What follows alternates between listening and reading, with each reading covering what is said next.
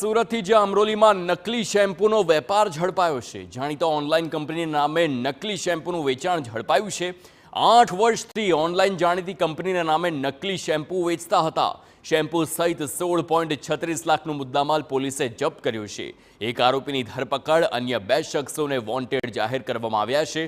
કતારગામના બંને વોન્ટેડ શખ્સોની શોધખોળ પણ હાથ ધરવામાં આવી છે।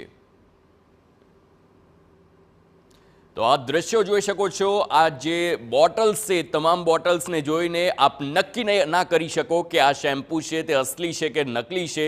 એટલા માટે જ આપ કઈ દુકાનમાંથી આ તમામ સામાન ખરીદો છો તે પણ અગત્યનું બની જાય છે, કારણ કે આ પ્રકારે મોટા પ્રમાણમાં નકલી શેમ્પૂ આપના વાળને મોટા પાયે નુકસાન પહોંચાડી શકે છે।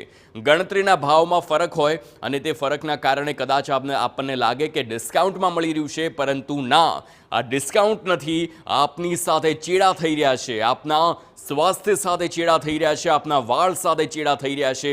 એટલા માટે જ શેમ્પૂ ક્યાંથી ખરીદવો અને કેટલો ખરીદવો તેની પણ એક જાણ હોવી ખૂબ જ જરૂરી છે। આપ જોઈ શકો છો મોટા પ્રમાણમાં આ જે તમામ શેમ્પૂ છે તે બ્રાન્ડેડ સ્ટીકર્સ તેની પર લગાડેલા છે અને ત્યારબાદ તેને વેચવામાં આવે છે। આપ ધ્યાનથી જોશો આ સ્ટીકર પર તો એમાં આપને ભૂલ ચોક્કસથી દેખાશે, પરંતુ નરી આંખે આમ જોવાથી ખ્યાલ ન આવે ને તેનો જ આ જે શખ્સો હોય છે તે લાભ ઉઠાવતા હોય છે અને આ પ્રકારે નકલી શેમ્પૂનો વેપલો ચલાવતા હોય છે।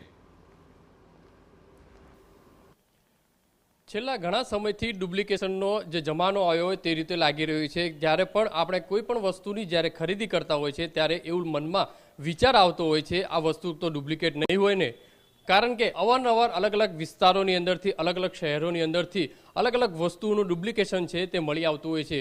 આવી જ ઘટના સુરતના અમરોલી વરિયાવ ગામની અંદર મોટા પ્રમાણમાં ચાલી રહી હતી કે જે શેમ્પૂ, બ્રાન્ડેડ કંપનીનું જે શેમ્પૂ છે તેનું જે ડુપ્લિકેશન જે કરવામાં આવી રહ્યું હતું ને તેના આધારે અમરોલી પોલીસ અને જે કંપનીના જે કર્મચારીઓ દ્વારા માહિતીના આધારે જે વરિયાવ વિસ્તારની અંદર એક ઘરની અંદર જે ગોડાઉન હતું તેની અંદર રેડ કરતાની સાથે એક નહીં પણ અનેક મોટા પ્રમાણમાં જે આ જે અલગ અલગ કંપની છે તે કંપનીનું જે ડુપ્લિકેશન છે તે મળી આવ્યું હતું। આ જથ્થો જોઈ શકાય છે કે મોટા પ્રમાણમાં જે મળી આવ્યો છે।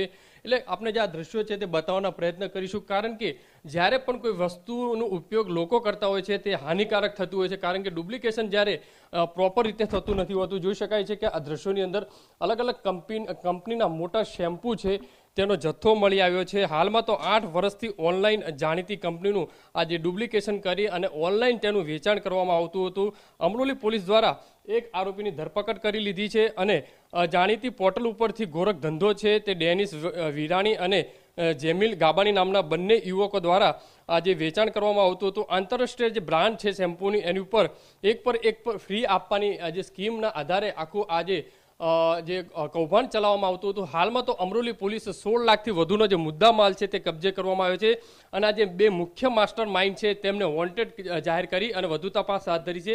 એટલે આ દ્રશ્યો જે બતાવી રહ્યા કે જાણે શેમ્પૂના જે ગોડાઉનની અંદર આવ્યા હોય અને તે પણ મહત્વ લોકોને લલચાવવા માટે એક ઉપર એક જે છે ફ્રી આપતા હોવાની જે લાલચ છે તે આપતા હતા, કારણ કે એક ઉપર એક ફ્રી આપવું કઈ રીતે પોસાવું આ વસ્તુ જે છે તે પોસિબલ નથી। હાલમાં તો અમરોલી પોલીસે આ બાબતે એક આરોપીની ધરપકડ કરી છે અને 16 લાખથી વધુનો ડુપ્લિકેશનનો જે મુદ્દા માલ છે તે કબજે કરી અને વધુ તપાસ હાથ ધરી છે।